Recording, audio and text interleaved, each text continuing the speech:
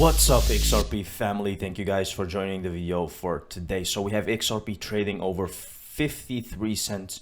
We can see kind of a small price explosion before the ruling of the lawsuit. Now this may be early stages, guys, but this may be the beginning of going to maybe $10 and maybe more after the lawsuit, right? Let's see, let's dig in, guys. We have some interesting stuff going on here. The best time for Ripple's IPO when XRP's price is low. Now, why is that? Let's take a look. In a surprising twist, renowned financial analyst Linda Jones has suggested that Ripple, the blockchain payment firm, should seize the opportunity to conduct its long-awaited initial public offering when the price of its native cryptocurrency is at a low point. Jones argues that this strategic move would prevent an artificially inflated market capitalization and ensure a favorable debut for Ripple as a publicly traded company. I've thought about it and concluded that it makes sense to have an IPO when XRP is low priced. When XRP is worth more, it will make the market cap too high. So the sooner after the lawsuit is over, the better. And this may be something that will also trigger the price of XRP to spike, right? Of course, this has nothing to do with XRP because an IPO is the shares of Ripple that will actually go on the market. So you can already, if you're an accredited investor, you can already buy shares of Ripple. I do not know personally how that works or what you have to, because there are certain requirements to be able to buy Ripple shares at the moment. It's not public, but there are ways to buy Ripple shares at the moment. Jones, a seasoned expert in the crypto realm, shared her insights during a lively conversation with Mark Phillips, a former US Air Force veteran. When Phillips inquired about the advantages of Ripple going public, Jones eagerly explained that being a publicly traded company would allow Ripple to attract new institutional customers more effectively. Exactly, 100%, right? They will get more and more exposure. So that is why also it's good for XRP. But of course, we have to pass this lawsuit first. That's why, guys, when this lawsuit is over, many things will actually be a catalyst for XRP to really move higher quickly. MUFG Bank, Japan's largest bank working in over 50 countries in 2018, has signed a MOU with Banco Bradesco SA, second largest bank in Brazil, to develop cross-border payments between Japan and Brazil utilizing Ripple's technology.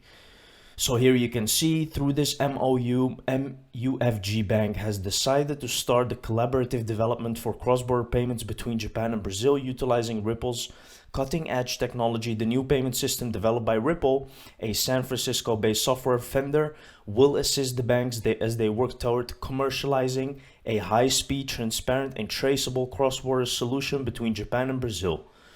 Now, the funny thing is Japan is already using this domestically as well, right? It's working for them very, very good. So they also want corridors outside, right? And Brazil is also a very big partner with Ripple. So that is why these two are now having a corridor where they can make payments between the two. Very, very nice. As you can see, Ripple is doing business as usual. XRP is part of the equation. Don't be fooled. Again, here we can see so many connections, guys, and all these connections are true.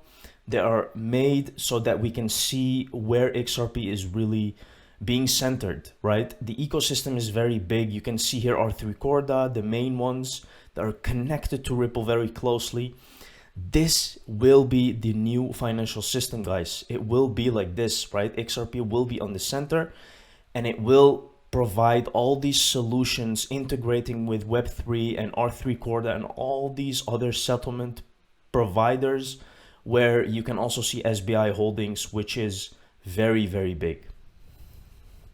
Here we see XRP sees 2.6 billion inflows in just a week as investors favor Ripple in SEC lawsuit.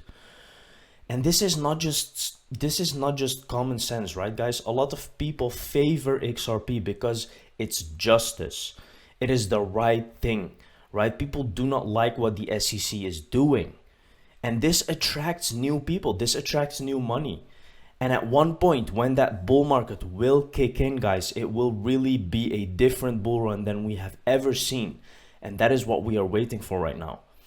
Pay attention. Sandy Cole is part of the Franklin Templeton Institute, an institute coming into the space of digital assets. Let's take a look. Or institutions, I think, are saying, okay, we have seen waves of bull markets in the crypto domain now ever since 2011 or so. Every few years we've had these waves of bull markets and they keep becoming amplified, right? And we believe that we want to position for the next big wave, but institutions hate buying in already rising markets. Now, this is very key, guys. This is the moment where a lot of people are sleeping still. People still think that prices are too high or prices are not in a good place. Institutions have been buying like crazy. This is where they position themselves, right? Once the bull run starts, you're already too late. You have to think like these institutions, right? What do? They buy when everyone is asleep, when the prices are on the ground. How long has BTC and ETH been consolidating? Before even this small spike that it went up right now, how long have we been consolidating? How many people thought we're going lower, right? No one expected that we would slowly get back. No, people thought we're gonna go down. We're gonna go to 10K, we're gonna go to maybe 5K. Didn't happen. And now these institutions are positioning themselves. That's what she's saying for the next big wave. This has been repeated over and over again, guys. You have to open your eyes. This is something that will come, that will happen. And you have to ask yourself, XRP didn't have a good bull run because there were many things going on, right? So let's see how it will behave now. Right? They want to get positioned when things are cheap, when nobody is really looking at a space, and they have the patience to wait. And so I think that you have seen a migration of interest from the retail to the institutional side of the equation. And I think that many of the leading institutions in the world who were the first into hedge funds, who were the first into private equity, who were the first into private debt, they are looking at the crypto domain as the next, as I say, kind of frontier risk marketplace. And they are using this period of crypto winter to begin to put their programs into place.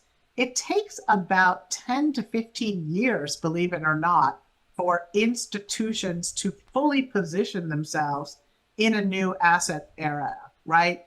When you think about alternatives, the move into alternatives really began back in 2003. And it really wasn't until about 2018 that you really saw that move of institutions into alternatives begin to flatten out. And so I think that you're starting to see that institutional interest. I think that they will come in each time the market falls and put a little bit more on and a little bit more on. And over time, that will start to create a good foundation for the markets. And then when the next bull run really starts to occur, and retail interest starts to build again, that institutional floor will be under the marketplace. So I think that this is a cycle, and we are at the part of the cycle that's actually super healthy for the long-term growth of the marketplace because these institutions have staying power. Again, very clear, guys, very simple to understand. And if you do not understand this, you really have to go and do something else because this is the key to building wealth, especially in this space, right? These are the moments where you accumulate. These are the moments where you pick the right coins, the right foundations, the right like companies actually in crypto. And that will be healthy, right? That will be healthy for the space. So we are very, very close for XRP to actually lead.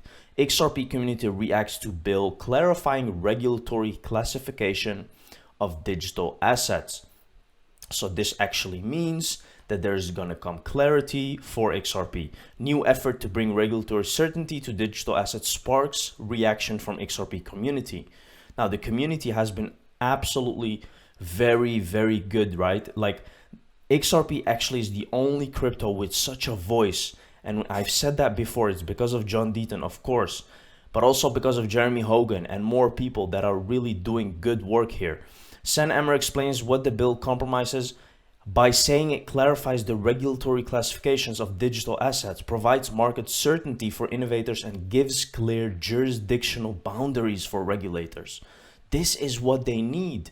XRP holder protecting Coinbase and Binance, relieving crypto startup, protecting USA, pro-innovation, Hinman speech codifying, stick it to the SEC Act for short. So there is definitely, guys, gonna come a clear message on how to move forward, and it will all be thanks to the XRP community and to the people that have stuck up for Ripple. Thank you very much for watching the video, guys. See you in the next one. Cheers.